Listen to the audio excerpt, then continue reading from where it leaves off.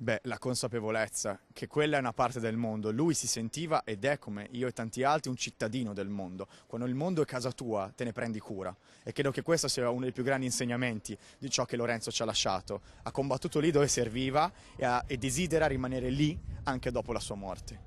Claudio ricorda così l'amico Lorenzo Orsetti, il lottatore, questo è il suo nome di battaglia, morto a 32 anni per mano dei tagliagola dell'ISIS durante un'imboscata nelle fasi decisive della battaglia di Baguz, l'ultima roccaforte del califfato.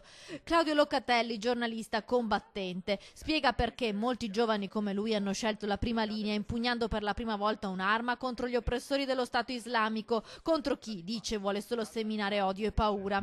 I foreign fighter di ISIS hanno una mentalità molto diversa fra loro, ma hanno un elemento in comune, quello di oppressione, quello di voler attuare una supremazia. E questa mentalità non è solo in ISIS, la mentalità di ISIS si trova anche nel terrorista Traini, a Macerata, la troviamo nell'attentato della Nuova Zelanda. Noi abbiamo fatto l'esatto contrario, noi siamo andati a difendere i civili contro chi ci sparava addosso e contro chi voleva opprimere il mondo intero. Parla con un peso enorme sul cuore la perdita di un amico, Lorenzo, che come lui ha scelto di lasciare l'Italia per un paese straniero perché si sentiva un cittadino del mondo. Claudio ora è tornato a vivere a Padova, città che lo ha adottato ai tempi dell'università e che lo vede tuttora impegnato in un'opera di divulgazione di quanto sta accadendo in Siria. Non esclude però di tornare lì, in quelle terre martoriate dalla guerra.